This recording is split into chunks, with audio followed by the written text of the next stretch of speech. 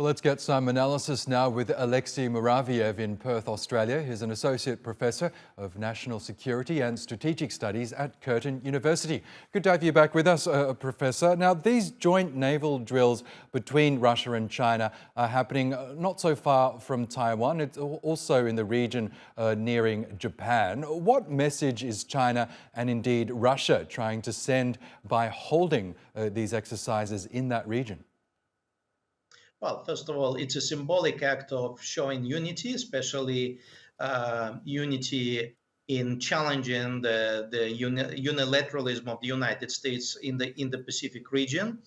And as you have pointed out, the exercises are taking place in the East China Sea in relative proximity to Taiwan, to Japan. So these exercises also have a different degree of symbolism. For China, it's an attempt to demonstrate that when it comes to resolving, for example, the Taiwan dilemma, China is not going to be there alone. It will be backed by another major military power, even though I don't think Russia has any interest or intentions of supporting China militarily should Beijing choose to intervene and end this dispute in a similar way how Russia is dealing with these problems in the Ukraine.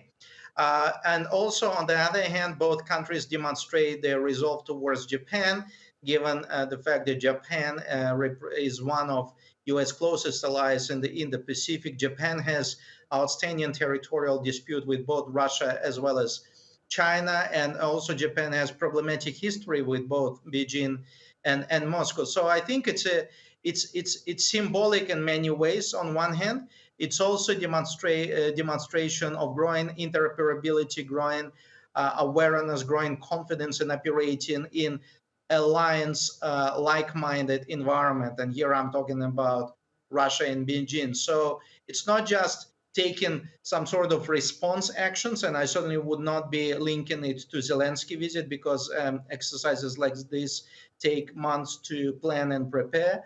But also it's a form of taking proactive steps, and the strategic end of these proactive steps is actually to challenge the supremacy of the United States and to demonstrate that both Moscow and Beijing continue to rely on each other and back each other up.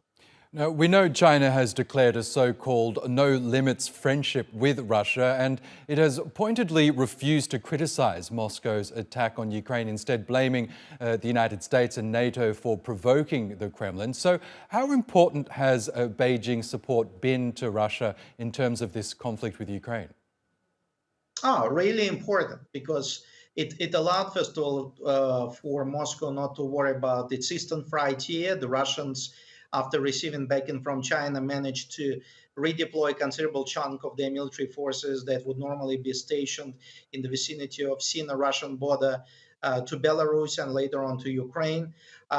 China provides Russia with oxygen in terms of alternative supply of energy resources, strategic raw materials, goods and commodities, and by that keeps Russian trade afloat.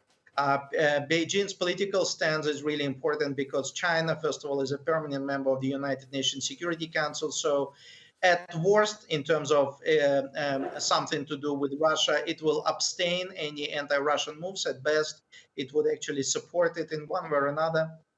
And certainly, it's a demonstration to Putin that he can still call on other major powers that would not necessarily back up Russia openly like the United States does vis-a-vis Kiev, but would still nonetheless deflect any criticism and provide Russia with a safety cushion. And this is what the Russians need right now, the safety cushion. And Beijing certainly represents one of those safety cushions, or in fact, a massive pillar on which Russia can kind of fall back and feel relatively comfortable. Okay, Professor Alexey Muraviev, we'll have to leave it there, but really good to get your thoughts as always. Thank you.